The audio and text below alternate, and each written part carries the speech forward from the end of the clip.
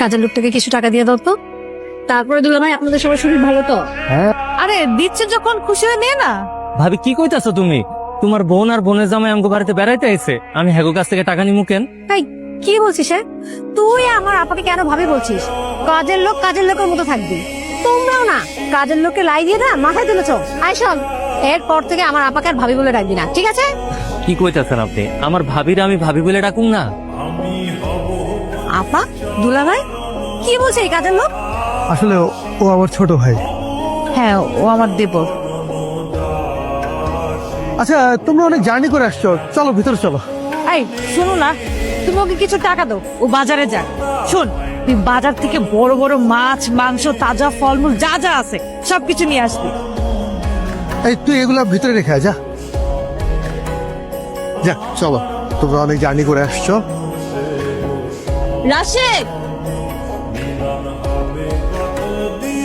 খারাপ কি ব্যাপার মনি, পিছন থেকে ডাকতাছো কেন? পিছন থেকে কেন ডাকতেছিলাম তুমি বুঝো নাই? আজকে তোমার আমার লগে কি কথা আছে? হ্যাঁ, সকালবেলা তুমি আজকে আমার লগে দেখা করবা। আমি সেই সকালবেলা থেকে গাছতলা গিয়ে বসেছি।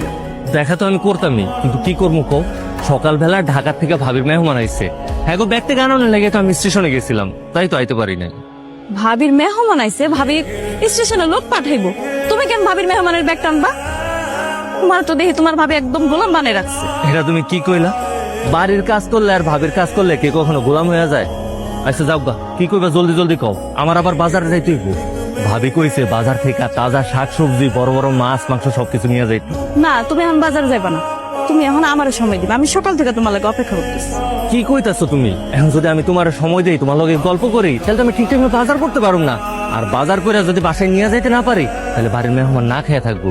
আর মেহমান যদি না খেয়ে থাকছে, তাহলে ভাবি আমার অনেক বকবো। তোমার ভাই ভাবির মেহমান, তারা বাজার করব, তুমি কেন বাজারে যাইবা? আমি থাকতে ভাই কেন বাজার করব? আর ভাই কি এসব কাজ কাম কখনো করছে? তুমি জানো না আমার ভাই একটা অফিসার মানুষ। হ্যাঁ বুঝছি, আমি সব বুঝছি। এখন তোমার কাছে না আমার সারেনা পয়সার দাম নাই, তোমার ভাবি তোমার সবকিছু। যাও তুমি বাজার করতে যাও, আমি বাড়িতে চলে গেলাম। মনি, কথায় কথায়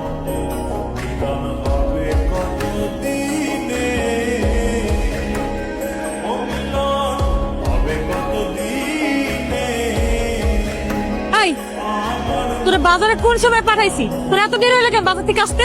ভাবি একটু কামা ছিল, তাই দেরি হয়ে গেছে।